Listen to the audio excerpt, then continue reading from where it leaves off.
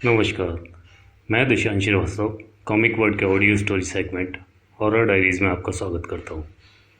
आज की कहानी का नाम है दहशत, जिसे लिखा है स्वाति गोहिते पवार स्वालेश जी ने।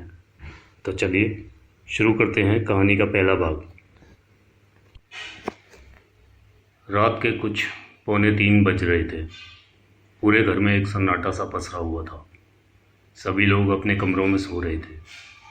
मालिनी भी अपने कमरे में अपने पति परेश के साथ सोई हुई थी।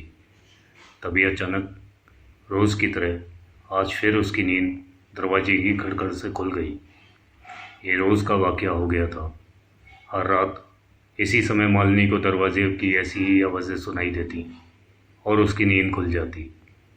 उठकर यहाँ वहाँ देखती तो कुछ भी नहीं दिखता। मालिनी रोज़ रोज़ की इन आवाज़ों से तंग आ गई थी। सुबह उठते ही मालिनी ने परेश को फिर रात की घटना के बारे में बताया। परेश हंसते हुए बोला, अरे यार, तुम ये टीवी ज़्यादा मत देखा करो, ये सब उसी का नतीजा है। मुझे तो कोई आवाज़ नहीं आती कभी। ऋषि और रुचि ने भी कभी ऐसी कोई बात नहीं बताई। मालिनी ने सोचा शायद उसका वहम ही होगा और वो अपने रोज़मर्रा के कामकाज में लग गई। परेश और मालिनी का एक हंसता खेलता परिवार है। परेश रायपुर के बिजली विभाग में सब इंजीनियर हैं और मालिनी गृहिणी। उनके 2 बच्चे हैं, ऋषि और रुचि।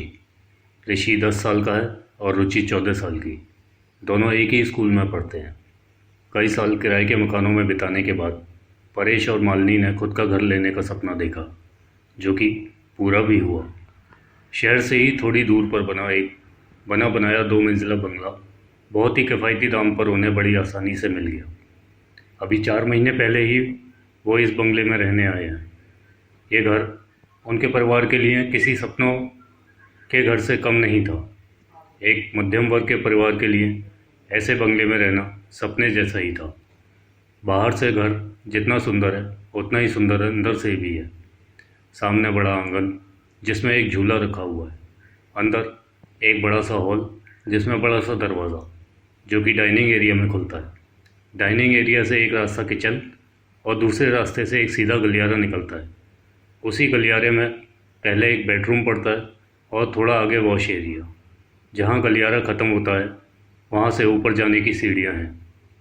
ऊपर के माले पर सामने की ओर एक बड़ा लिविंग रूम है। उसके सामने 2 कमरे और छत पर जाने के लिए सीढ़ियाँ। मालिनी ने पूरे घर को बहुत सुंदर सजा दिया था। कुछ ही महीने तो हुए थे उन्हें यहाँ आए हुए। शुरू के कुछ दिन तो बहुत ही अच्छे भी थे। नए घर की खुशी में पार्टियाँ होती रहीं, लोगों का आना जाना लगा रहा। फिर कुछ दिन बाद से ही मालिनी के साथ कुछ ना कुछ गलत होने लगा। कभी किचन में ना होते हुए भी गैस जलते मिलती तो वो सोच लेती शायद वही बंद करना भूल गई होगी। कभी अचानक उसे बहुत ठंड लगने लगती। अक्सर फ्रिज में रखा खाना भी जल्दी ही ख़राब हो जाता। गैस पर रखा दूध अक्सर ही जल्दी उबल के फैल जाता। वैसे तो ये सब बातें इतनी भी विचार करने लायक थी नहीं, इसलिए कभी उसने भी इतना इस बारे में नहीं सोचा, पर शायद उसे सोचना चाहिए था। रात में खाना खाकर सब साथ में टीवी देखने के बाद अपने अपने कमरों में जाकर सो गए। ऊपर वाले कमरे में ऋषि और रुचि सोते थे और नीचे मालिनी और परेश। रात के 2:45 बज गए थे। दरवाजे की खड़खड़ से मालिनी की नींद खुली। उसने घड़ी देखी और फिर दरवाजे की ओर देखा। उसके कमरे का दरवाज़ा खुला था और कोई साया दरवाजे के पीछे से झाँक रहा था।